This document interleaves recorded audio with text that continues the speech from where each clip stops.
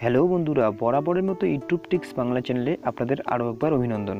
তো বন্ধুরা, school service কমিশনে নাকি যোগ্য প্রার্থীর অভাব, আর এই জন্যই শূন্যপদ পূরণ করা যাচ্ছে না, এরকমই মন্তব্য করলেন স্কুল সার্ভিস কমিশনের নতুন চেয়ারম্যান সৌমিত্র সরকার। তো বন্ধুরা, আজকের ভিডিওতে এটাই আমরা বিস্তারিতভাবে দেখে নেব। তো চলুন আর কথা না বাড়িয়ে শুরু করি।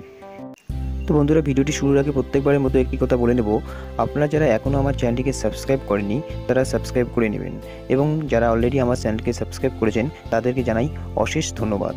তো বন্ধুরা, আমার চ্যানেলটিকে সাবস্ক্রাইব করার জন্য ভিডিও বা চ্যানেলের নিচে যে লাল কালারের সাবস্ক্রাইব বোতাম আছে সেটাকে একবার প্রেস করবেন এবং পাশে থাকা বেল চিহ্নটি একবার চাপ দেবেন। এতে করে আমি যখনই কোনো নতুন ভিডিও এই চ্যানেলে আপলোড করব আপনাদের কাছে একটি নোটিফিকেশন চলে যাবে এবং আপনারা খুব সহজেই দেখতে পারবেন।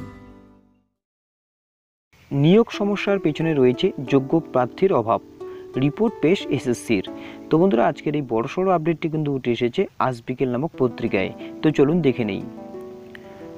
যোগ্য প্রার্থী না মেলায় ফাঁকা পড়ে রয়েছে বেশ কিছু শূন্যপদ। সোমবার ফাঁকা থাকা শূন্যপদের সংখ্যা জানিয়ে কমিশনের তরফে জানানো হয়েছে, একাদশ এবং দ্বাদশ শ্রেণীতে শিক্ষক নিয়োগ ও ক্লার্ক ও গ্রুপ ডি পদে ফাঁকা রয়েছে বেশ কিছু শূন্যপদ।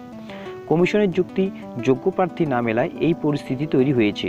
মঙ্গলবার এসএসসির কেন্দ্রীয় কার্যালয় আচার্য ভবনে সাংবাদিক বৈঠক করে একথা জানালেন নতুন চেয়ারম্যান সৌমিত্র সরকার।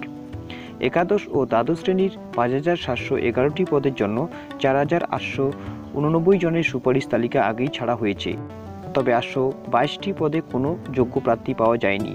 মাধ্যমিক স্তরে প্রথম দফায় তালিকা পাঠানো হয়েছে 6,524 জনের। জানুয়ারির শেষ বা ফেব্রুয়ারির গোড়ায় 6,381 জনের তালিকাও পাঠানো হবে। ক্লার্কের মোট শূন্যপদ ছিল 2,057টি, তার মধ্যে 2,013 জনের তালিকা পাঠানো সম্ভব হয়েছে। 44টি পদের যোগ্য প্রার্থী মেলেনি। গ্রুপ ডি পদেও 3,955 জনের মধ্যে 3,847 জন যোগ্য প্রার্থী মিলেছে, বাকি 108টি পদ ফাঁকা রয়ে গিয়েছে। এই মুহূর্তে গ্রুপ ডি এবং গ্রুপ সি নিয়োগ হয়েছে জেলা অনুযায়ী। উচ্চ মাধ্যমিকের ক্ষেত্রে কিছু পদ ফাঁকা থাকার কারণ হলো নির্দিষ্ট বিষয়ের মাধ্যমে যোগ্য শিক্ষক প্রার্থী মেলেনি, সে কারণেই সমস্যা। শারীর শিক্ষায় 1,038টি এবং কর্মশিক্ষায় 1,099টি শূন্যপদের সবকটিতেই যোগ্য প্রার্থী মিলেছে। সেই তালিকা মধ্যশিক্ষা পর্ষদের কাছে পাঠিয়ে দেওয়া হয়েছে বলে কমিশন সূত্রে খবর। তো বন্ধুরা, দেখতেই পারলেন এই বড়সড় আপডেটটি স্কুল সার্ভিস কমিশনের তরফ থেকে, যে স্কুল সার্ভিস কমিশনে নাকি যোগ্য প্রার্থী না মিলায় তাদের শূন্যপদগুলো এখনও ফাঁকা রয়েছে। তো বন্ধুরা, আজকের আপডেটটি এই পর্যন্তই। আপডেটটি ভালো লাগলে অবশ্যই একটি লাইক করবেন, তার সঙ্গে এই চ্যানেলের নতুন নতুন ভিডিও পাওয়ার জন্য অবশ্যই চ্যানেলটিকে সাবস্ক্রাইব করবেন এবং শেয়ার করবেন।